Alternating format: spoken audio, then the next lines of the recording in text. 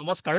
Cut off অলপ পাছত জনাই আছোঁ কিন্তু তাৰ আগতে কিছুমান ইম্পৰ্টেণ্ট কথা মই আপোনালোকক ক'বলৈ ওলাইছোঁ আৰু এই ছেশ্যনটো বহুত বেছি গুৰুত্বপূৰ্ণ হ'ব বিশেষকৈ যিসকল নিউ এছপাইৰেণ্টছ আছে বা যিসকলৰ মনত এই প্ৰশ্নৰ উদয় হৈছে যে মেইনছৰ কাৰণে প্ৰিপাৰেশ্যন কৰিম নে নকৰিম নে বেলেগ এক্সামৰ কাৰণে ফ'কাছ কৰিম সেইটো আপোনালোকে গম পাই যাব গতিকে ইয়াত যিকেইটা টপিক লিখা হৈ আছে বহুত বেছি গুৰুত্বপূৰ্ণ হয় যদি আপোনালোকে বিচাৰে যে এই ছেশ্যনটো ভালদৰে শুনো বুজো তেনেহ'লে আপোনালোকৰ বহুত কামত আহিব ইন ফিউচাৰ ঠিক আছে চাওক প্ৰথম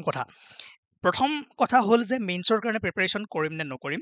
তাৰ আগতে মই কাট অফৰ কথা ক'ব ওলাইছোঁ চাওক আৰু ইয়াৰ পাছত মই যিমানখিনি ডাটা পাইছোঁ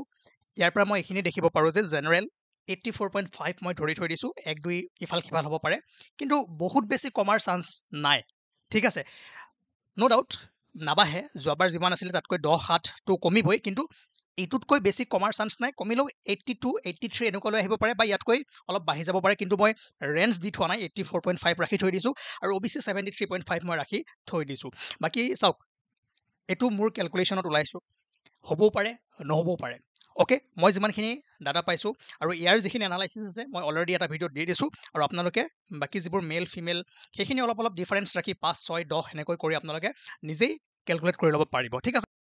বহুতৰে মনত এটা প্ৰশ্ন যে মেইনছৰ প্ৰিপাৰেশ্যন এতিয়া কৰিম নে নাই নে বেলেগ কিবা ভাবিম চাওক এই কথাটোৰ এনচাৰ দিয়াৰ আগত মই সকলোকে যিবোৰ নিউ এছপাইৰেণ্টছ আছে বা যিসকলে এতিয়াও আমাৰ এই ছেশ্যনটো চাই আছে তেওঁলোকক মই এটা কথা ক'বলৈ গৈ আছোঁ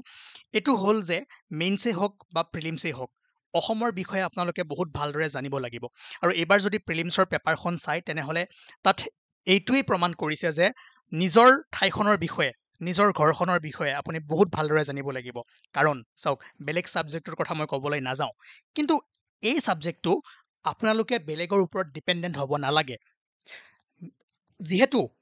আপোনালোকে অসমৰ সেৱা কৰিবলৈ গৈ আছে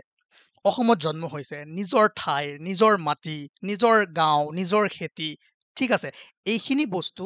নিজেই পঢ়িব লাগিব নিজেই উলিয়াব লাগিব আমাৰ অসমখন আগবঢ়োৱাত কোনসকল ব্যক্তিয়ে আগভাগ লৈছিলে আমাৰ অসমৰ সংস্কৃতিত কোনসকল ব্যক্তিৰ যোগদান আছিলে তেওঁলোকৰ বিষয়ে বা আমাৰ অসমৰ চাৰিওফাল আমাৰ অসমৰ প্ৰত্যেকখন ডিষ্ট্ৰিক্ট আমাৰ অসমৰ যিবোৰ ভাল ভাল ঠাই আছে এই সকলোবোৰ বস্তু অসমৰ নদীসমূহ ক'ত কোনখন নদী আছে ক'ত কি ঠাই আছে এইখিনি নিজেই শিকিব লাগিব নিজেই উলিয়াব লাগিব নিজেই বিভিন্ন চ'ৰ্চৰ পৰা বিভিন্ন ঠাইত গৈ গৈ প্ৰেক্টিকেলিও আপোনালোকে জানিব লাগিব আদাৰৱাইজ কি হ'ব আপোনালোকে বেলেগৰ ওপৰত ডিপেণ্ডেণ্ট হ'ব কোনোবা বিহাৰৰ পৰা আহিব কোনোবা ইউপিৰ পৰা আহিব কোনোবা পাঞ্জাৱৰ পৰা আহিব আপোনালোকক অসমৰ বিষয়ে পঢ়াব এইটো লাজৰ কথা নহয়নে এজন অসমৰ মানুহ হয় এজন অসমৰ বাসিন্দা হয় এজন অসমীয়া হয় নিজৰ ঠাইখনৰ কথা নিজৰ মানুহখিনিৰ কথা বেলেগৰ পৰা শিকিব লগা হৈছে এইটো কিমান ডাঙৰ মানে বহুত বেয়া কথা মই যদি ভাবোঁ মোৰ আপোনালোকে নিজে কওক কমেণ্ট কৰি জনাওক এতিয়া এই আছাম পাৰ্টটো কেনেকৈ আপোনালোকে ষ্ট্ৰং কৰিব তাৰ কাৰণে আপোনালোকে কিছুমান কাম কৰিব লাগিব যিবোৰ আপোনালোকে ৰেফাৰেঞ্চ বুক পাব সেই বুকবোৰটো পঢ়িব লাগিব যিবোৰ অসমৰ গভৰ্ণমেণ্ট ৱেবছাইট আছে সেইবোৰ ভালদৰে চাব বিভিন্ন সময়ত বিভিন্ন আৰ্টিকেল আহি থাকে সেইবোৰতো যদি সময় পায় চাওক এনেই ফেচবুক ইনষ্টাগ্ৰামত সময় ৱেষ্ট কৰাতকৈ এইবোৰ যদি চাই থাকে কামত আহিব প্ৰথম কথা চাওক কেতিয়াবা কি হয় আপোনালোকে বুক ফেয়াৰে হওক বা আপোনালোকৰ নিজৰ কলেজতে হওক ইউনিভাৰ্চিটিতে হওক এনেকুৱা কিছুমান ভাল ভাল ছেমিনাৰ হৈ থাকে মই কিছুমান এক্সাম্পল দিছোঁ যদি পাৰে যদি কেতিয়াবা চকুৰ আগত দেখিছে যে মহান কিছুমান ব্যক্তি আছে বা যিসকল পয়েটছ আছে যিসকল বিশিষ্ট ব্যক্তি আছে বুদ্ধিজীৱী আছে তেওঁলোকৰ মাজত কিবা কথোপকথন হৈ আছে সেইবোৰ শুনিবলৈ ট্ৰাই কৰিব তাত ভাল ভাল কথা হয় আৰু যিবোৰ কিতাপত নাথাকে বুকত নাথাকে বা আমাৰ CM ছাৰ হিমন্ত বিশ্ব শৰ্মাই মাহৰ মূৰত বা সপ্তাহৰ মূৰত এখন সংবাদ মেল কৰে সেই সংবাদ মেলখন শুনিবলৈ চেষ্টা কৰিব তাত তেওঁ যিবোৰ কথা কয় যিসমূহ ডিচিশ্যন লয় বহুত বেছি গুৰুত্বপূৰ্ণ তেওঁ আমাৰ অসমৰ CM হয় গতিকে তেওঁ যিবোৰ কথা ক'ব যিটো বাক্য ক'ব সেইটো বহুত বেছি গুৰুত্বপূৰ্ণ আৰু বহুখিনি বস্তু আপোনালোকে জানিবলৈ পাব আৰু তাৰ লগতে কেতিয়াবা কি হয় আপোনালোকে চাব যে যিবোৰ বিশিষ্ট ব্যক্তি আছে আমাৰ অসমৰ তেওঁলোকৰ নিউজ চেনেলেই হওক বা যিটো আমাৰ DD নিউজ আছে ঠিক আছে তাতে তেওঁলোকৰ কি হয় ইণ্টাৰভিউ হয় সেই ইণ্টাৰভিউবোৰ কেতিয়াবা যদি পাৰে সময় যদি পাই চাবলৈ ট্ৰাই কৰিব মই এটা এক্সাম্পল দিওঁ মই এবাৰ বিশিষ্ট সাহিত্যিক ডক্টৰ নগেন শইকীয়াৰ এটা ইণ্টাৰভিউ চাই আছিলোঁ আৰু সেই সময়ত মই বহুত ভাল ভাল বস্তু শিকিবলৈ পাইছিলোঁ তেওঁ সাঁচিপাতৰ কথা কৈছিলে তেওঁ কৈছিলে যে আমাৰ অসমীয়া ভাষাটো বঙালী ভাষাৰ পৰা কেনেকৈ পৃথক আমাৰ অসমীয়া ভাষাটো যে এটা ইণ্ডিপেণ্ডেণ্ট ভাষা আমাৰ অসমত সৃষ্টি হৈছিলে বঙালী ভাষাতকৈ বহুত আগতে আমাৰ অসমীয়া ভাষা আছিলে সাঁচিপাতে কেনেকৈ প্ৰুফ দিয়ে সাঁচি গছ যে আমাৰ অকল ব্ৰহ্মপুত্ৰ ভেলীতে পোৱা গৈছিলে তাতেই যে অসমীয়া ভাষা লিখা আছিলে আৰু ইয়াৰ পৰাই যে প্ৰমাণ পাওঁ যে আমাৰ অসমতে অসমীয়া ভাষাৰ জন্ম হৈছিল আৰু বঙালী ভাষাতকৈ অসমীয়া ভাষা বহু আগত বহু পুৰণা আৰু আমি এটা ইণ্ডিপেণ্ডেণ্ট ভাষা আছিলোঁ ঠিক আছে গতিকে এনেকুৱা মই কিছুমান এক্সাম্পল দিছোঁ এনেকুৱা কথা মই শিকিবলৈ পাইছিলোঁ গতিকে যদি কেতিয়াবা এই ইণ্টাৰভিউসমূহ পায় তেনেহ'লে আপোনালোকে চাবলৈ ট্ৰাই কৰিব লগতে CM ছাৰৰ টুইটাৰ হেণ্ডেল বা অসমৰ যিবোৰ গভৰ্ণমেণ্ট ৱেবছাইট আছে সেইবোৰ এবাৰ ভিজিট কৰিব অসমৰ যিবোৰ মেপ আছে অসমৰ যিবোৰ বিভিন্ন বিশিষ্ট ব্যক্তি আছে তেওঁলোকৰ বিষয়ে জানিবলৈ চেষ্টা কৰিব আমাৰ অসমৰ পলিটিকেল যিটো জাৰ্নি আছে কেনেকৈ হ'ল কেতিয়া হ'ল ক'ৰ পৰা হ'ল ক'ত আহিল বা অসমৰ বিভিন্ন মঠ মন্দিৰসমূহ যদি পাৰে মানালী ট্ৰিপ কৰাতকৈ লাডাখ ট্ৰিপ কৰাতকৈ এবাৰ অসমখন ঘূৰি চাবচোন কেতিয়াবা সময় যদি পায় যাব এবাৰ চৰাইবাহী গৈ চাব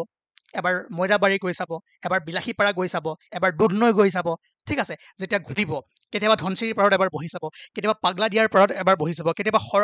সৰল আপোনাৰ এখন কি নদী আছিলে পুথিমাৰীৰ ওচৰত সৰলভাঙা ৰিভাৰৰ পাৰত বহি পিকনিক খাই চাব এনেকৈ অসমখনৰ বিষয়ে নিজৰ ঘৰখনৰ বিষয়ে নিজৰ ঠাইখনৰ বিষয়ে জানিবলৈ পাৰিব ঠিক আছে বেলেগৰ ওপৰত ডিপেণ্ডেণ্ট হ'ব নালাগে ৱেবছাইটত যাওক বিভিন্ন চ'ৰ্চ লওক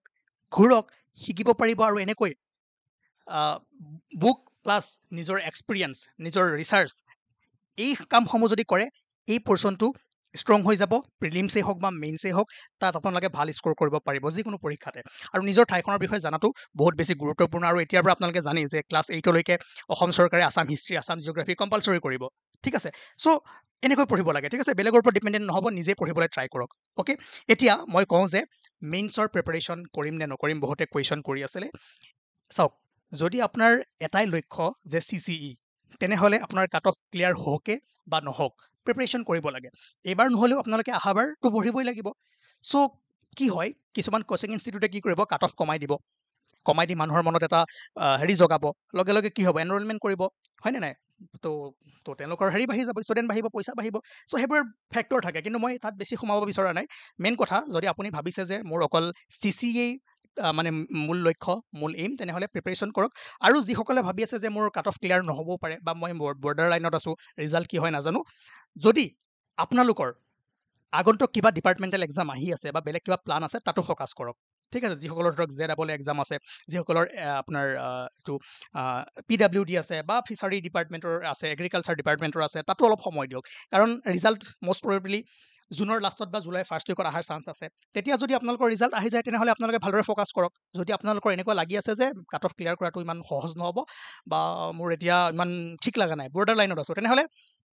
ঠিক আছে যদি আপোনাৰ মেইনছৰ প্ৰিপাৰেশ্যন কৰিব মন নাই তেনেহ'লে আপোনালোকে এই যিবোৰ ডিপাৰ্টমেণ্টেল এক্সাম আহি আছে তাৰ কাৰণে পঢ়ক মেইনছৰ কাৰণে অলপ চলপ চাই যাওক ৰিজাল্ট অহাৰ পিছত আপোনালোকে ভালদৰে পঢ়িব পাৰিব ঠিক আছে গতিকে পাক চক্ৰত সোমাব নালাগে নিজৰ যিটো ভাল লাগে সেইটো ধুনীয়াকৈ পঢ়ক ঠিক আছে তো এই কামবোৰ কৰক আৰু নিউ এক্সপেৰিয়েঞ্চসকলেও ভালদৰে পঢ়ি যাওক পেপাৰখন চাওক এনালাইচিছ কৰক প্ৰত্যেক বছৰে ট্ৰেণ্ড চেঞ্জ হৈ আহি আছে কোন বছৰ কি কৰে আমি ক'ব নোৱাৰোঁ সেইকাৰণে যিখিনি বেছিক বস্তু আছে সেইখিনি পঢ়ক মই বেলেগ ছাবজেক্টবোৰৰ কথা ক'ব যোৱা নাই কেনেকৈ শিকক মই জাষ্ট অসম পাৰ্টটোৰ কথা কিয় ক'ব গৈছোঁ নিজৰ ঠাইখনৰ বিষয়ে নিজে শিকিব লাগিব পাৰিলে আপোনাৰ ককা দেউতা মাহঁতক সোধক আগতে কি হৈছিল কেনেকৈ হৈছিল 1950 চনৰ ভূমিকম্পৰ সময়ত আপোনালোকৰ ককাহঁতে কি কৰি আছিল কি হৈছিলে কেনেকুৱা ঘটনা ঘটিছিলে বা সেই সময়ত স্বাধীনতাৰ সময়ত কেনেকুৱা কি চলি আছিলে কোনে কি কৰিছিলে এনেকৈ আপোনালোকে শিকিব পাৰে ঠিক আছে এই পাৰ্টটো নিজে প্ৰিপেয়াৰ কৰক পাৰিব এণ্ড বহুত বেছি চিন্তা কৰিব নালাগে খালি বেলেগৰ ওপৰত ডিপেণ্ডেণ্ট নহ'ব বুক লওক ৰিচাৰ্চ কৰক আৰু মই যিবোৰ কথা ক'লোঁ চেমিনাৰসমূহ CM ছাৰ টুইটাৰ হেণ্ডেল তেওঁৰ ফেচবুক এনেকৈ আপোনালোকে এই পৰ্চনটো ভালদৰে ষ্ট্ৰং কৰিব পাৰিব ঠিক আছে কাট অফখিনিতো মই কৈ থৈছোঁ এইখিনি হ'বও পাৰে নহ'বও পাৰে বাট মই যিমানখিনি এনালাইচিছ কৰিছোঁ তাৰ ওপৰত মই এইখিনিয়ে পাইছোঁ আৰু এনালাইচিছ ভিডিঅ'টো মই অলৰেডি আপলোড কৰিছোঁ ইয়াৰ পৰা আপোনালোকে বেলেগ কেটেগৰীসমূহে 10-5 কমাই চাব যিসকল ফিমেল আছে 3-4 কমাই ল'ব অ'কে জেনেৰেলটো গম পালে বাকীখিনি আপোনালোকে আইডিয়া কৰিব পাৰিব বাট মই জেনেৰেল আৰু OBCৰ যিহেতু ভালদৰে ডাটা পাইছোঁ তাৰ ওপৰত মই এইখিনি বনাই থৈছোঁ ঠিক আছে অ'কে এইখিনি মোৰ প্ৰেডিকশ্যন হয় হ'ব পাৰে নহ'ব পাৰে এইটো পাছৰ কথা কিন্তু ঠিক আছে ইয়াৰ ওচৰে পাজৰে থাকিব অ'কে বাকী আজি আমি যিখিনি পইণ্ট আলোচনা কৰিলোঁ সেইখিনি হয়তো আপোনালোকে নিশ্চয় বুজি পাইছে আৰু এটা কথা মন কৰিব মই ইয়াত কিয় এই লাইনটো লিখি থৈছোঁ মই আকৌ কৈছোঁ যে মই কোচিং ইনষ্টিটিউট নহয় মই আপোনালোকৰ মাজৰে এজন মই পঢ়াই ভাল পাওঁ মোৰ ইয়াত ইণ্টাৰেষ্ট আছে কাৰণে মই এই কামখিনি কৰি আছোঁ আজি 1 বছৰে হ'ব প্ৰত্যেক দিনাখনে মই যিমান পাৰোঁ মোৰ সৰু লেপটপ এটা আছে মোৰ নিজৰ ৰুমৰ পৰা এইখিনি কাম কৰিবলৈ চেষ্টা কৰিছোঁ গতিকে বহুতো ষ্টুডেণ্টৰ দৰে দেখিব কিন্তু তেনেকুৱা নহয় PR টিম ভৰ্তি হৈ আছে বহুতো অসুবিধা কৰিব বহুতো আপোনালোকক মিছলিড কৰিব বা মোকেই কিমান অসুবিধা কৰিছে ঠিক আছে মই আকৌ কওঁ যে মই কোচিং ইনষ্টিটিউট নহয় যদি ইন ফিউচাৰ মই কিবা হওঁ কেতিয়াবা এনেকুৱা মোৰ আহে তেতিয়া আপোনালোকে যি কৰে কৰিব পাৰে কিন্তু বৰ্তমান সময়ত এই কামসমূহ নকৰিব ঠিক আছে আৰু সকলোৰে সকলোৱে মোৰ কথা আলোচনা মানে মোৰ কথা মানিবও পাৰে নামানিবও পাৰে, তাৰ কোনো কথা নাই, সকলোৰে আপোনালোকৰ যুক্তি আছে। কিন্তু যদি কোনোবাই ভাবিছে যে মই যিখিনি কথা কৈছোঁ তাৰ তাৎপৰ্য আছে, জনাব পাৰে। আৰু যদি কোনোবাই ভাবিছে যে মই কোৱা কথাখিনিৰ একো তাৎপৰ্য নাই, এনেই ওপৰতে কৈছোঁ, এইখিনি আপোনালোকক মিছলিড কৰিছে, তেনেও জনাব পাৰে। ঠিক আছে, অ'কে। বাট এই কথাটো আপোনালোকে কিয় মই লিখিছোঁ, আপোনালোকে যদি মোৰ আগৰ ভিডিঅ'সমূহ চাই, মই বহুতো কমেণ্ট ৰিমুভ কৰিব লগা হৈছে। ঠিক আছে, প্ৰত্যেক টাইমতে এনেকুৱা কিছুমান আহি যায়, দেখিব যে তেওঁ ষ্টুডেণ্ট হয় কিন্তু নহয়, PR টিমৰ মাজৰ মানুহ। অ'কে, চ' বাদ দিয়ক, যি হওক যি নহওক, আপোনালোকে নিশ্চয় আজিৰ এই ছেশ্যনটোৰ পৰা কিছুমান কথা মই আশা কৰোঁ জানিব পাৰিলোঁ। আৰু ভালদৰে প্ৰিপাৰেশ্যন কৰক, নিজৰ যিটো ভাল লাগে সেইটোৱে কৰিবলৈ চেষ্টা কৰিব। আৰু আমি PWD, AEJ বা আপোনাৰ ৱাটাৰ ৰিচোৰ্চ যিমানবোৰ এক্সাম আছে সেইসমূহৰ কাৰণে আমি টেকনিকেল ছাবজেক্টসমূহ আৰম্ভ কৰিম। তাৰ কাৰণে আপোনালোকে KSC আছাম যাব পাৰে, তাতে আমি ইম্পৰ্টেণ্ট টপিকসমূহ পঢ়াবলৈ চেষ্টা কৰিম। লগতে KS GS আছামত আমি GS আৰু PYQ সমূহ ভালদৰে মানে ছল্ভ কৰিবলৈ ট্ৰাই কৰিম। আৰু PYQ বহুত বেছি গুৰুত্বপূৰ্ণ হয়, মই বাৰে বাৰে কৈ আছোঁ। আৰু সেইকাৰণে যিমানবোৰ ডিপাৰ্টমেণ্টেল এক্সাম আছে সকলোবোৰ PYQ আমি ইয়াতে কৰিবলৈ চেষ্টা কৰিম। ঠিক আছে, কাট অফটো গম পালে। সেইকাৰণে মই এটা কথাই কওঁ যে, আৰু এটা কথা মন কৰিব যে ক'ৰবাত কি হ'ব, বহুত কম ৰেঞ্জত দি দিব। ঠিক আছে, কাট অফটো ইয়াৰ এটা সৰু সুৰা পলিটিক্স চলিব। কি জানে, যিমান কম দিব মানুহৰ মনত এটা ভাল ভাৱ আনিব, আৰু তেতিয়া কি হ'ব, কোচিং ইনষ্টিটিউটবোৰত মেইনছৰ কাৰণে কোৰ্চ ল'ব।